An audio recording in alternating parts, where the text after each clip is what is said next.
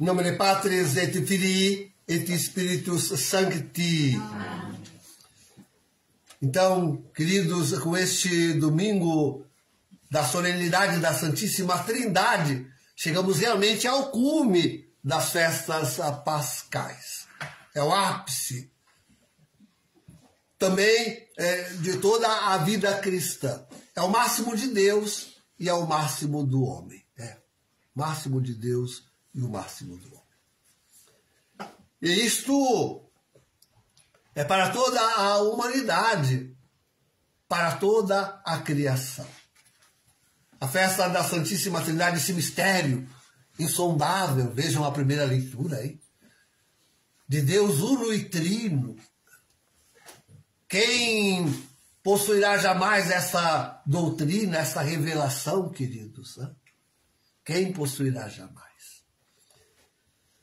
E contudo, sim, podem procurar aí os meus sermões, quando trata da Santíssima Trindade, há uns 2 ou 3 anos atrás, eu fiz um dos sermões assim, muito teológico, pode procurar lá todo o mistério da Santíssima Trindade. Mas hoje eu queria, sobretudo, explorar o aspecto da nossa relação com a Santíssima Trindade. Aquilo que realmente, sobretudo a nós, católicos, distingue em relação a todas essas falsas religiões. Só há uma religião que não é falsa. Só há uma única religião que não é falsa. Só uma única. Então, quando eu digo assim, eu digo tudo mais. Só a Igreja Católica não é falsa religião. O resto tudo é falso. Então, não só em relação a essas inúmeras falsas religiões que, afinal, não aceitam, ao fim e ao cabo, a revelação que de Deus nos fez Jesus Cristo, nosso Senhor, senão como a todos os homens, aos pagãos, aos ateus, a todos os homens. Todos os homens. Digo que é nossa responsabilidade, queridos. Nossa responsabilidade.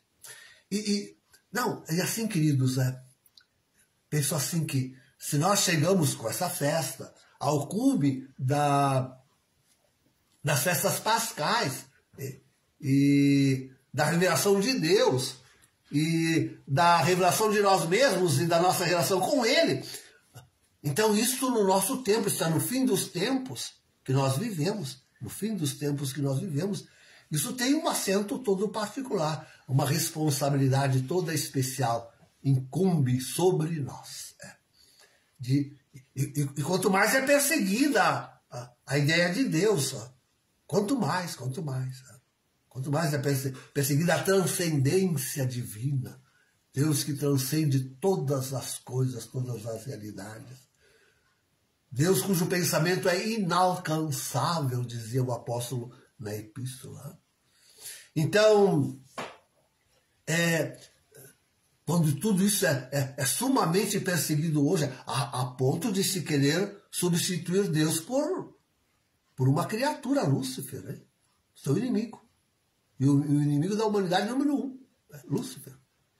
Quando nós chegamos a esse ponto em que restam tão poucos realmente, que se pode dizer católicos, porque conservam a tradição. Lembram a leitura no ofício hoje, de leituras, a leitura de Santo Atanásio hoje? Olha que ele foi tão forte isto. Quem não guarda a tradição não é católico. Assim, resume Santo Atanásio no ofício de leituras hoje com esta palavra. Quem não guarda, não conserva a tradição da igreja, este é um apóstata, um cismático, é um herege. Não está na igreja. Não está na igreja. É preciso conservar a tradição.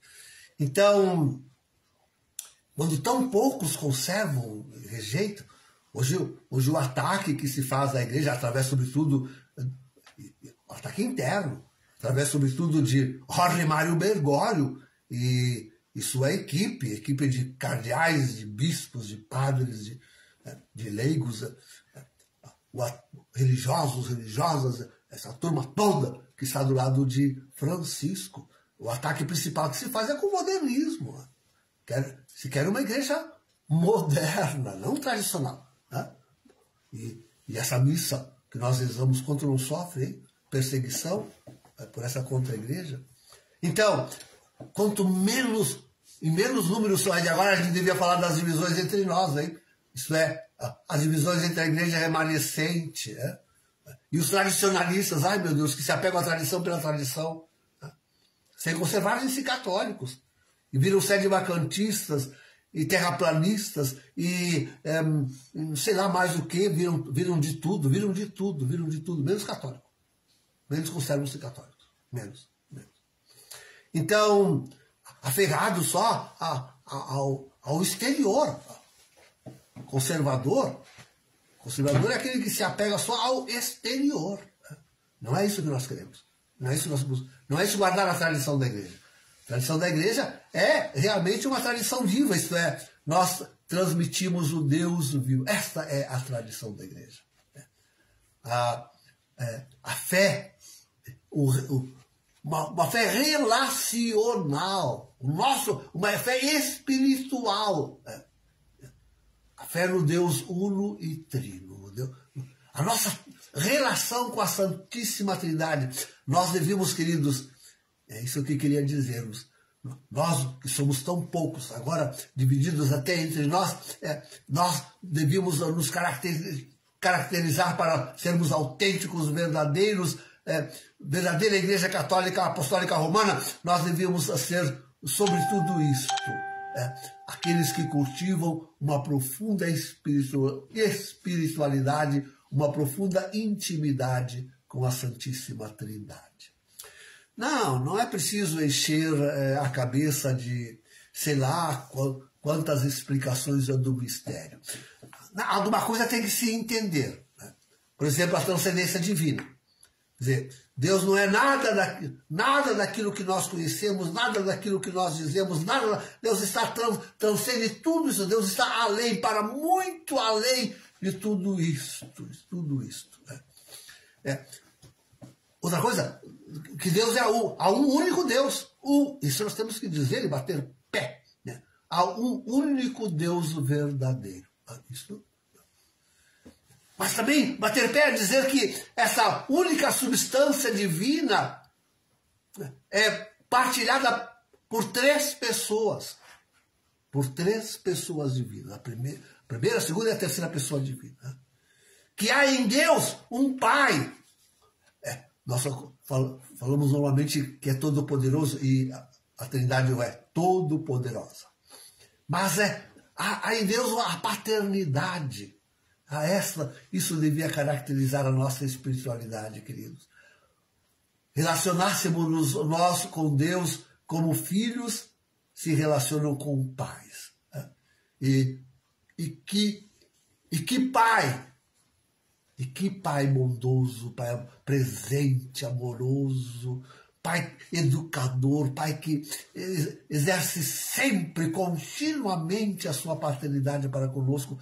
Deus não é distante, queridos. Olha como nós temos que aprender isso. Nós é que nos distanciamos a Deus pelo pecado. Né? Aí que nós nos distanciamos de Deus.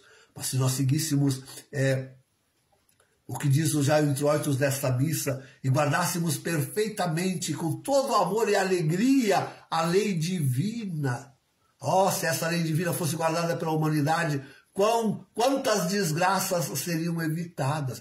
E eu falo até aquela dessas desgraças que se abateram sobre o Rio Grande do Sul, sobre nós, os gaúchos. Porque há muita politicagem, há muito roubo, há muita malversação, dos bens, das doações recebidas, há muita maladministração, sem cuidado pelos outros, pela vida do próximo, pelos bens dos pobres. Né? Tudo. Tanta coisa realmente nas mãos, é só observássemos nós a lei de Deus, né? Observássemos os países, as nações, não haveria guerra. Com certeza não haveria guerra. não haveria terrorismo, não haveria ataques insanos de uns homens contra os outros, esse banditismo, essa ladruagem, esses assassínios todos, a começar pela pílula e pelo aborto, a começar por aí, pela pílula e pelo aborto. Não haveriam esses assassinos, né? Não haveria. Então, cultivássemos nós uma profunda espiritualidade da paternidade de Deus. Deus é nosso Pai. E Pai próximo, que está... E de nós como filhos no Filho, a expressão de João Paulo II. Porque nós temos que aprender em Jesus a ser filhos. É em Jesus Cristo que nós aprendemos a ser filhos. Olha, imagina se nós nos sentíssemos, e nós vamos cada vez mais, já estamos, e nos sentiremos cada vez mais crucificados. Né? Crucificados. Aprendêssemos a ser filhos como Jesus o foi na cruz. É isso. Aprendêssemos a ser filhos como Jesus o foi na cruz. Né? E nos oferecer ao Pai em oblação de amor. Não é a natureza. Não são os outros homens que não aprenderam a guardar a lei de Deus. Não são os meus pecados. Não, tudo isso não passa de uma oportunidade, de uma ocasião maravilhosa que eu tenho de me oferecer amorosamente, correspondendo ao amor do Pai. Viram? Bem, os mistérios não se separam, né? Eu acabo de me lembrar que já começa a ser longo. Mas sermos filhos no Filho, já começamos a dizer, né? Filhos no Filhos. Queridos, nós não aprenderemos nunca a ser filhos se não entrarmos em profunda comunhão com Jesus, nosso Senhor. É só nele que aprenderemos a ser humanos. Humanos. A começar por aí, pela nossa humanidade. O que é ser humano? O que é ser homem? Os homens andam atrás disso. Criaram tantas teorias, tantas doutrinas, tantas... Até os direitos humanos... Eu me rio porque é uma desgraça, né? Até os direitos humanos criaram. Até os direitos humanos. Olha o que é esse tal de direitos humanos, né? Até uma cartilha, olha a agenda 2025-2030, até uma cartilha para já nem é mais para salvar a humanidade, é para salvar o planeta. Ai, meu Deus, que horror. Se nós quisermos ser humanos de verdade, teremos que chegar à santidade de Jesus. Só, simplesmente assim. Quer ser humano? Homem mesmo, de verdade. Então, imita o Cristo. A imitação de Cristo. É o que nós temos que fazer. Ser filho como Ele. Ser irmão como Ele. Ser tudo o que Ele foi. Seja tudo o que Ele foi. Seja pastor como Ele. Eu digo isso a mim mesmo, em primeiro lugar. Seja pastor como Ele. Seja um sacerdote como Ele. Seja um irmão dos irmãos. Seja um irmão dos irmãos. Uma irmã dos irmãos. Jesus, com a sua cruz, com a sua paixão, em primeiro lugar, é o livro aberto onde nós podemos aprender a nossa própria humanidade, finalmente aprender a ser humanos e divinos. Porque ele levou vida divina. Ele viveu aqui, queridos, nesse nosso mundo, com todas as limitações humanas, com todos os percalços, até o percalço da cruz, né? Com tudo aquilo que nós sofremos, ele só passou e viveu.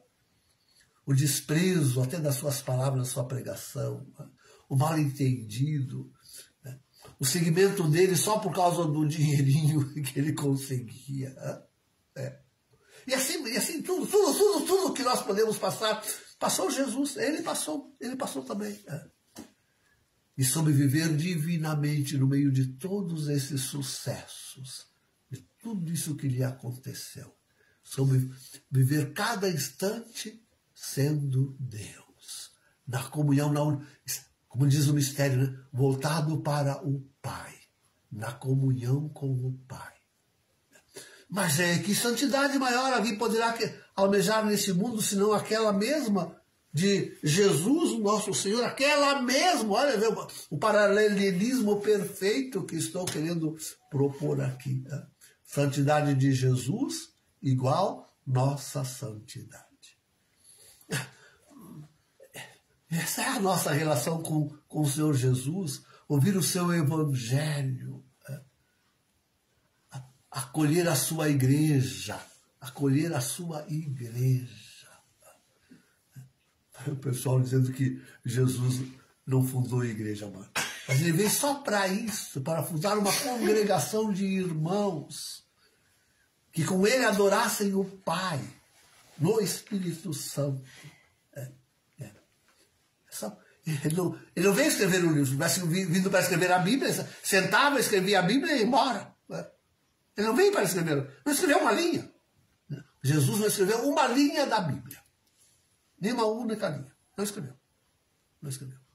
Nem os apóstolos. Nem os apóstolos. Não escreveu. Ah, não, sim, claro. Desculpe.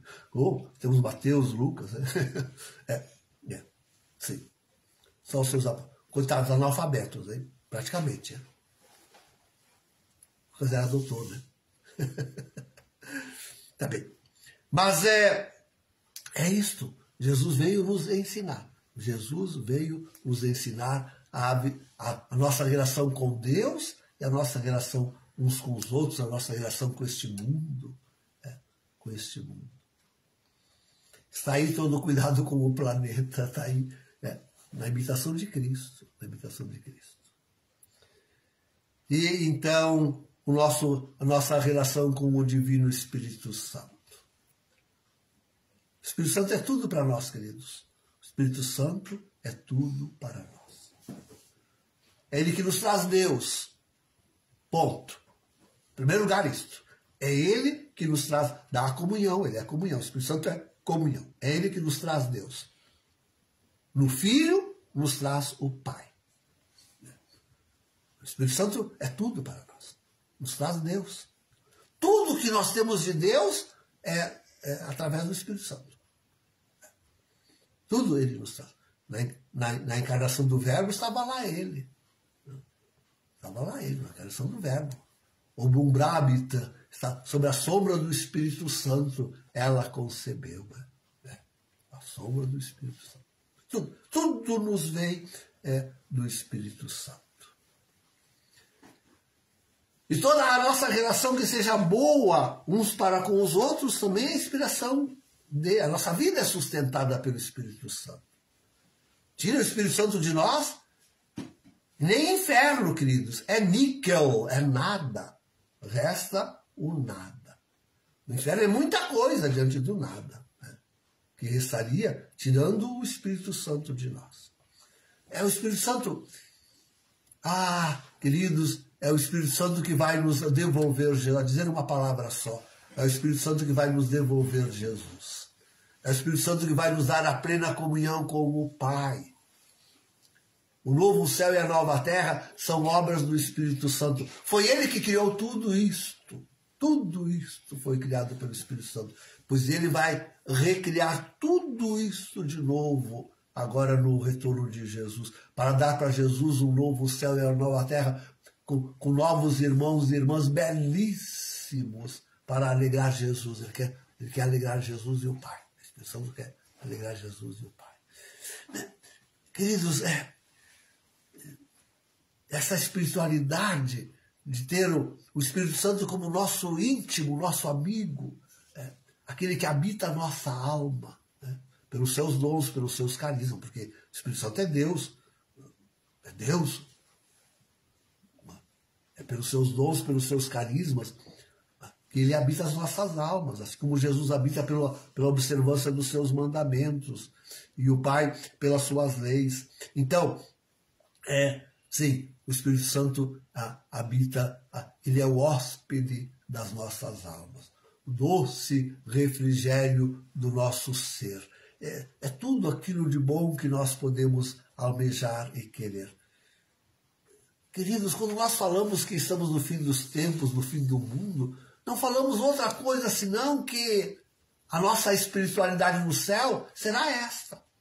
cultivar isso eternamente, essa amizade com Deus, essa intimidade com a Trindade. Nos relacionando com os três vivamente, já agora, e para a eternidade. E para a eternidade. Sabe, queridos, no fundo, não, a gente diz, né, são os santos anjos, é São Miguel. E a gente diz, não, é o nosso anjo da guarda. E a gente diz, não, é fulano, é ciclano que me ajudou nisso, né, me ajudou naquilo. E é o papai, é a mamãe, e isso, aquilo. Né? Na verdade, tudo é Deus, queridos. Na verdade, tudo é Deus. É Ele. É Ele que é pai, mãe, irmão, espírito. É Ele que é tudo para nós. Deus é tudo para nós. Vivêssemos nós sempre nessa intimidade, nessa comunhão, nessa presença. Ó, a oração mental. Nessa presença de Deus. Vivêssemos nós sempre como Jesus voltado para o Pai. Jesus que vem a nós, mas não deixa de estar sempre com o Pai. É isso. Essa é a nossa espiritualidade, é o que nós viveremos no céu, mas já devemos viver agora. E quanto nos é necessário para passar os grandes sofrimentos que já começaram, que já estão aí sobre nós, sobre as nossas cabeças. Quanto isto é necessário. A espiritualidade trinitária. É esta espiritualidade que deve invadir o mundo. Olha, queridos, Jesus não retorna sem que antes todos os homens que restarem estejam convencidos e buscando essa única espiritualidade. Aquela da comunhão com Deus uno e trino. Da convivência permanente, dioturna, com Deus uno e trino. Íntima convivência. Vivencial. Vamos sempre nos descobrindo. Vamos sempre descobrindo a Deus. Vamos sempre nos encantando com o mistério da sua pessoa Pai, da sua pessoa Filho, da sua pessoa Espírito Santo. É um encantamento. É um embevecimento contínuo que nós havemos de ter e já podemos ter desde agora. Ficar cada vez mais conhecendo essas pessoas divinas. Essas pessoas divinas. É preciso cultivar essa espiritualidade. Esta é a espiritualidade católica. É assim que ela culmina com a Páscoa, com Pentecostes. Com a espiritualidade trinitária, com Deus uno e trino. Aquela perene comunhão. Agora, todos os domingos, nós estaremos rezando o prefácio que daqui a pouquinho rezaremos, da Santíssima Trindade. A missa é isto, toda a missa é isto. Uma espiritualidade trinitária contínua. Oferecemos o Filho no Espírito Santo ao Pai. Toda Santa Missa. É trinitária. Trinitária. Em nome do Pai, do Filho e do Espírito Santo. Amém.